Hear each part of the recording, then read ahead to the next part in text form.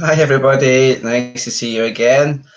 Um, it's me, Mr. Corrigan. If you maybe were at school earlier on, you would have seen me there, but now I'm back home again so that I can do the final YouTube live of this year, which is exciting, but also a little bit sad as well because it means that this term and this year is coming to a close. And obviously, it's been quite a strange end to the year. But hopefully, most of you will have had your report cards, and I'm sure they were all fantastic. And hopefully, there's just little reminders of some of the photographs as well in there of all the great times that you've had in your class, whether it was in my class in P3 or whether it was in Miss Bull's class, or Mr. Forshaw's class, or Miss Milne's class, or Miss Graham's class, or anybody else's class from the upper school as well. I'm sure you've all had a fantastic year and you'll have lots of good memories as well. Just read through a couple of the mentions so far. So Usmal is back here again. Hi, Rida. Nice to see you. And I saw you, it's maybe about an hour and a half ago as well. And you were asking me if the YouTube live was going on, and it is. And this is the final one as well. Okay, so there won't be another one next Thursday because technically it is the start of the summer holidays, even though we've not really been at school, but we'll no longer be at school and you won't need to do any work as well, unless maybe mum or dad or somebody else makes you do some work over the summer holidays, but you won't be getting any from the teachers. So that's good, I suppose. But also, I'll miss doing things like this and being on the blog as well, and getting some messages through WhatsApp as well with some of the parents. It's been fantastic. I love the little videos that people have sent me. One or two have sent me some pictures and photographs this week of them doing their sports day, which has been fun to look at. And I'm very impressed with some of the skills. Hadia's here. Hi, Hadia. Nice to see you. And it's Ruthless Bill back again. Nice to see you. Glad that you're here again, Ali. Nice that you could join us. So this week, we are going to read another Roald Dahl was the request. And this week it is the BFG. Okay, the BFG. Maybe some of you, before we start, can maybe send a little message to tell me, what does BFG stand for? Okay, what do the letters mean? What does B stand for? What does F stand for? And what does G stand for? So this is another fantastic request, and this was by Amira this week. Okay, Amira said that her favourite book from Roald Dahl is the BFG. Now, when I started doing these Facebook Lives, I didn't really intend to just stick with Roald Dahl, but that seems to have been the theme over the past kind of 2 or 3 weeks.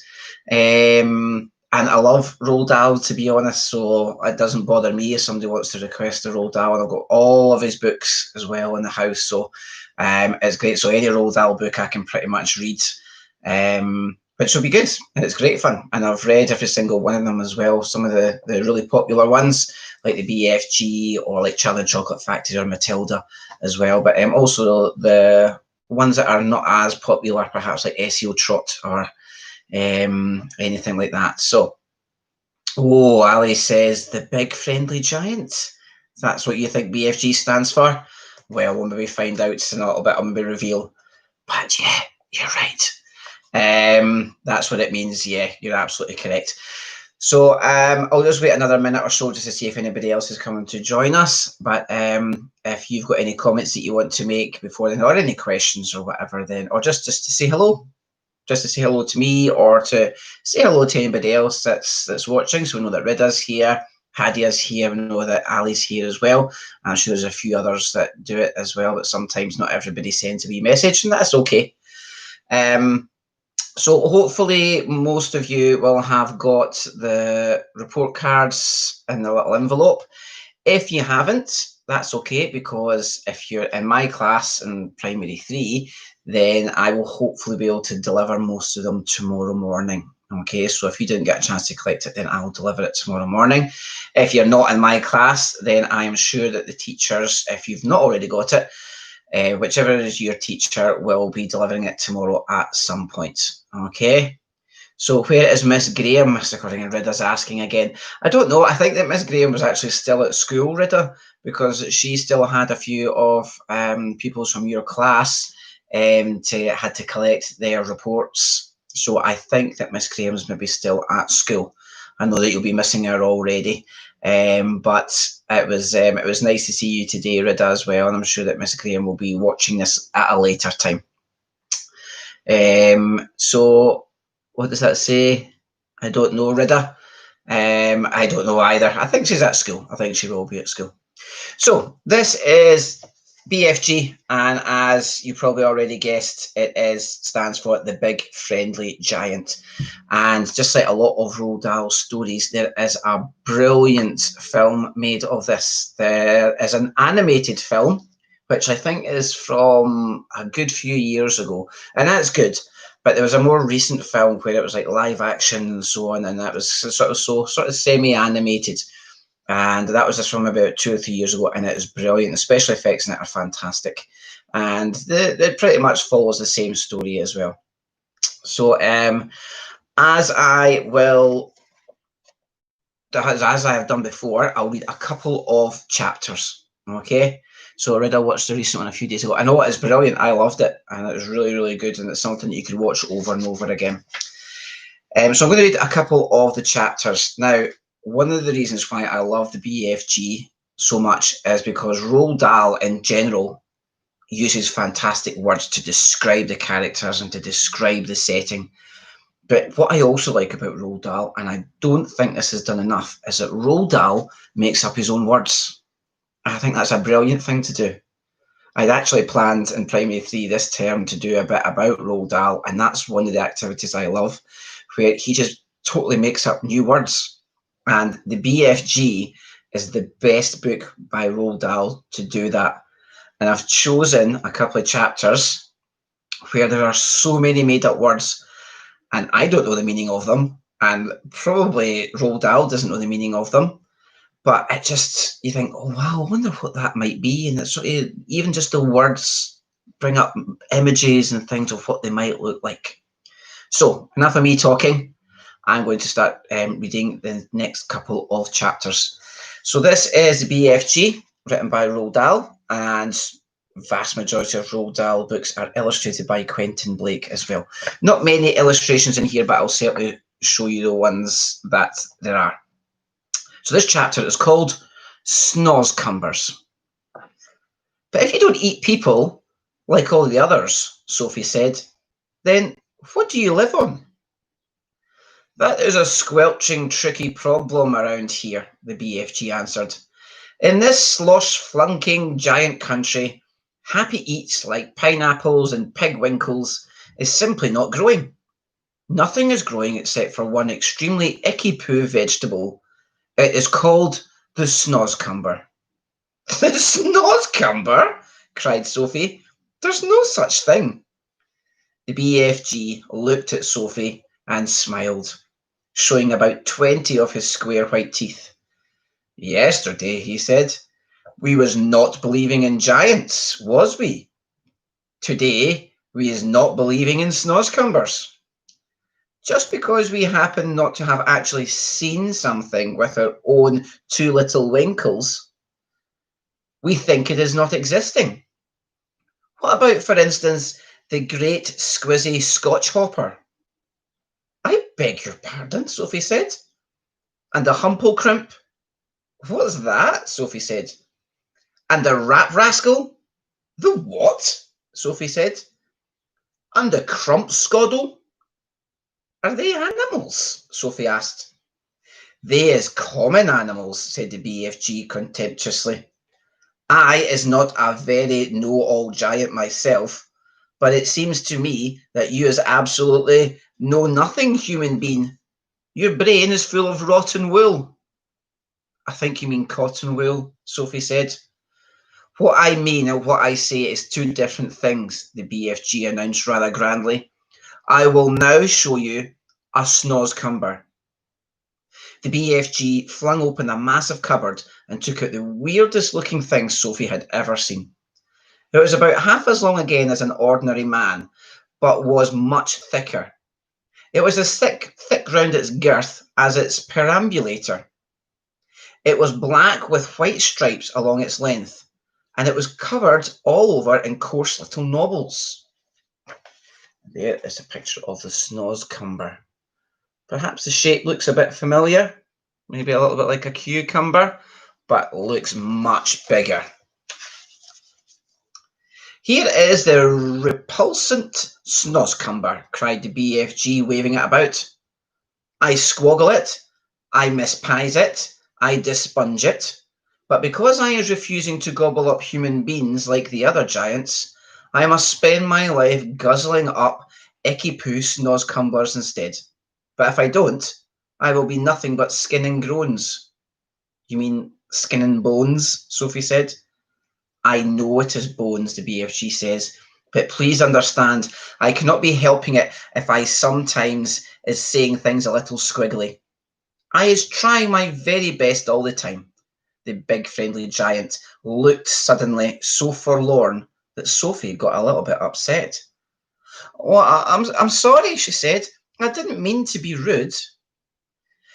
There never was any schools to teach me talking in giant country, the BFG said sadly. But couldn't your mother have taught you? Sophie asked. My mother? Cried the BFG. Giants don't have mothers. Surely you is knowing that. I did not know that, Sophie said. Who ever heard of a woman giant? Shouted the BFG, waving the snozzcumber about his head like a lasso. There never was a woman giant, and there never will be one. Giants is always men. Sophie felt herself getting a little muddled. In that case, she said, how were you born? Giants isn't born, the BFG answered. Giants appears, and that's all there is to it. They just simply appears, the same way as the sun and the stars. And when did you appear? Sophie asked. Now, how on earth could I be knowing a thing like that, said the BFG. It was so long ago, I couldn't count. You mean you don't even know how old you are? No giant is knowing that, the BFG said. All I know is about myself is that I is very old, very, very old, and crumply, perhaps as old as the earth itself. So what happens when a giant dies? Sophie asked. Well, giants is never dying, the BFG answered. Sometimes and quite suddenly a giant is disappearing and nobody is ever knowing where he goes. But mostly us giants is simply going on like whiffsy time twiddlers. The BFG was still holding the awesome snozzcumber in his right hand, and now he put one end in his mouth and bit off a huge chunk of it. He started crunching it up, and the noise he made was like the crunching of lumps of ice. It's filthing, he spluttered, speaking with his mouth full and spraying large bits of the snozzcumber like bullets in Sophie's direction. Sophie hopped around on the tabletop, ducking out of the way. It's disgusterous, the BFG gurgled. It's sickable. It's rotsome. It's maggot-wise. Try it yourself, this foolsome snozzcumber. No, thank you, Sophie said, backing away. It's all you're going to be guzzling around here from now on, so you might as well get used to it, said the BFG. Go on, you snipsy little winkle. Have a go. Sophie took a nibble. Oh! She spluttered. Oh no! Oh my gosh! Oh help! She spat it out quickly. It tastes of frog skin, she gasped, and rotten fish. It's worse than that, cried the BFG, roaring with laughter. To me, it tastes of clock coaches and slime wangers. Do we really have to eat it? Sophie said. You do, unless you're wanting to become so thin, you'll be disappearing into a thick ear. Into thin air, Sophie said. A thick ear is something quite different. Once again, that sad, winsome look came into the BFG's eyes. Words, he said, is oh such a twitch, tinkling problem to me all my life. So you must simply try to be patient and stop squibbling. As I am telling you before, I know exactly what words I am wanting to say, but somehow or other, they is always getting squiddled around.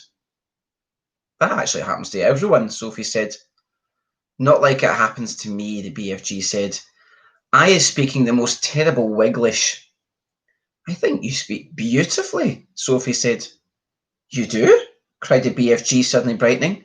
You really do? Simply beautifully, Sophie repeated. Well, that is the nicest present anybody has ever given me in my whole life, cried the BFG. Are you sure you're not twiddling my leg? Of course not, Sophie said. I just love the way you talk. How wondercrump, cried the BFG, still beaming. How whoopsie splunkers. I absolutely squiffling. It's all of a stutter. Listen, Sophie said, we don't have to eat snozzcumpers. In the fields around our village, there are all sorts of lovely vegetables like cauliflowers and carrots. Why don't you get some of those next time you go visiting? The BFG raised his great head proudly in the air. I is a very honourable giant, he said. I would rather be chewing up rotsome snozzcumbers than snitching things from other people. You stole me, Sophie said. I did not steal you very much, said the BFG, smiling gently. After all, you're just a tiny little girl. Next chapter is The Blood Bottler. Suddenly, a tremendous thumping noise came from outside the cave entrance, and a voice like thunder shouted, Runt! Is there a runt? I is hearing you jabbling. Who is you jabbling to, runt? Look out, cried the BFG. It's the Blood Bottler. But before he had finished speaking, the stone was rolled aside, and a 50-foot giant, more than twice as tall and wide as the BFG, came striding into the cave. He was naked except for a dirty little piece of cloth round his bottom. Sophie was on the tabletop. The enormous, partly eaten snozzcumber was lying near her. She ducked behind it. The creature came clumping into the cave and stood towering over the BFG. Who was you jabbling to in here just now? He boomed. I is jabbling to myself, the BFG answered. Piffles fizz, shouted the blood bottler. Boomed. You is talking to a human being. That's what I thinking. No, no, no, cried the BFG. Yes, yes, boomed the blood bottler. I is guessing you has snitched away a human being and brought it back to your bunghole as a pet. So now I is winkling it out and guzzling it as extra snacks before my supper. The poor BFG was very nervous. There's no one in here, he stammered. Oh, why don't you just leave me alone? The blood bottler pointed a finger as large as a tree trunk at the BFG. Runty little scum screwer, he shouted. Piffling little swish figgler, squimpy little bottlewort, prunty little pog whistler. I is now going to search the primroses. He grabbed the BFG by the arm, and you is going to help me. Us together is going to winkle out this tasteful little human being, he shouted. The BFG had intended to whisk Sophie off the table as soon as he got the chance and hide her behind his back, but now there was no hope of doing this. Sophie peered around the chewed-off end of the enormous snozzcumber, watching the two giants as they moved away down the cave. The blood bottler was a gruesome sight. His skin was reddish brown. There was black hair sprouting on his chest and arms and his stomach. The hair on his head was long and dark and tangled. His foul face was round and squashy looking. The eyes were tiny black holes. The nose was small and flat, but the mouth was huge. It spread right across the face, almost ear to ear, and it had lips that were like two gigantic purple frankfurters lying on top of one another. Craggy yellow teeth stuck out behind the two purple frankfurter lips, and rivers of spit ran down over his chin. It was not in the least difficult to believe that this ghastly brute ate men, women, and children every single night. The blood bottler, still holding the BFG by the arm, was examining the rows and rows of bottles. "You and your pibbling bottles," he shouted. "What is it you putting in them?" Here's a little illustration, a little picture of the blood bottler with the BFG at the bottom. Even the blood bottler is so tall it makes the BFG look quite small. Doesn't look very attractive either, looks a bit scary to me. "Nothing that would interest you," the BFG answered. "You is only interested in guzzling human beings, and you as dotty as a dog waggler," cried the blood bottler. Soon the blood bottler would be coming back, Sophie told herself, and he was bound to search the tabletop. But she couldn't possibly jump off the table. It was almost 12 feet high. She'd break a leg. The snozzcumber, although it was as thick as a perambulator, was not going to hide her if the blood bottler picked it up. She examined the chewed off end. It had large seeds in the middle, and one was as big as a melon. They were embedded in a soft, slimy stuff. Taking care to stay out of sight, Sophie reached forward and scooped away half a dozen of those seeds. This left a hole in the middle of the snozzcumber large enough for her to crouch in, so long as she rolled herself up into a ball. She crawled into it. It was wet and slimy hiding place, but what did that matter if it was going to save her from being eaten? The blood bottler and the BFG were coming back towards the table now. The BFG was nearly fainting with fear. Any moment, he was telling herself, Sophie would be discovered and eaten. Suddenly, the blood bottler grabbed a half-eaten snozzcumber. The BFG stared at the bare table. "Sophie, where is you?" he thought desperately. "You cannot possibly be jumping off that high table. So where is you hiding, Sophie?" "So this is the filthing, rotsome glubbage you is eating," boomed the blood bottler, holding up the partly eaten snozzcumber. "You must be cockles to be guzzling such rub squash." For a moment, the blood bottler seemed to have forgotten about his search for Sophie. The BFG decided to lean him further back off the track. "This is a scrumdiddlyumptious snozzcumber," he said. "I is guzzling it gleefully every night and day. Is you ever trying a snozzcumber, blood bottler?" "Human beings is juicier," the blood bottler said. "You is talking rommy tot," the BFG said, growing braver by the second. He was thinking that if only he could get the blood bottler to take one bite of the repulsive vegetable, the sheer foulness of its flavour would send him bellowing out of the cave.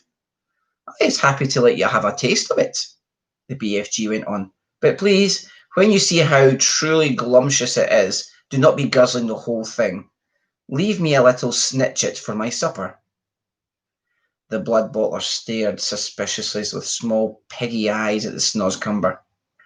Sophie, crouching inside the chewed-off end, began to tremble all over. "You is not switch-fiddling me, is you?" said the blood bottler. "Never," cried the BFG passionately. "Take a bite, and I am positive you will be shouting out how scrumdiddlyumptious the wonder veg is." The BFG could see the greedy blood bottler's mouth beginning to water more than ever at the prospect of extra food. "Vegetables is very good for you," he went on. "It is not healthsome always to be eating meaty things only." Just this once, the blood bottler said, "I is going to taste these rotsome eats of yours, but I is warning you that if it is filthsome, I is smashing it over your sludgy little head." He picked up the snozzcumber. He began raising it on its long journey to its mouth, some 50 feet in the air. Sophie wanted to scream, "Don't!" but that would have been an even more certain death. Crouching among the slimy seeds, she felt herself being lifted up, up, and up. Suddenly, there was a crunch as the blood bottler bit a huge hunk of the end. Sophie saw his yellow teeth clamping down a few inches from her head. Then there was utter darkness. She was in his mouth.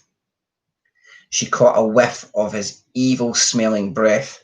It stank of bad meat. She waited for the teeth to go crunch one more. She prayed that she would be killed quickly without pain. Roared the blood butler. Uggle Welch leech! And then he spat. All of the great lumps of snozzcumber that were in his mouth, as well as Sophie, went shooting across the cave. If Sophie had struck the stony wall of the cave, she would almost certainly have been killed.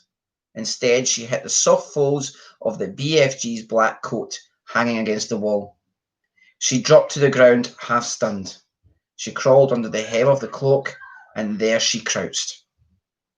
You little swine bugler, roared the blood butler. You little pig zwiller. He rushed at the BFG and smashed what was left of the snozzcumber over his head. Fragments of the filthy vegetable splashed all over the cave. You's not loving it? The BFG asked innocently, rubbing his head. Loving it, yelled the blood bottler. This is the most disgustingest taste that is ever clutching my teeth. You must be buggles to be swalloping sluts like that. Every night you could be galloping off happy as a hamburger and gobbling up juicy human beans. Eating human beings is wrong and evil, the BFG said. It is guzzly and glumptious, shouted the blood bottler, and tonight I is galloping off to Chile to swabble a few human chili beans. Is you wishing to know why I is choosing Chile? I is not wishing to know why anything, the BFG said, very dignified. I is choosing Chile, the blood bottler said, because I is fed up with the taste of Esquimos. It is important I is plenty of cold eats in this scuddling hot weather, and the next coldest thing to Esquimo is a chili bean. Human beings from Chile is very chilly.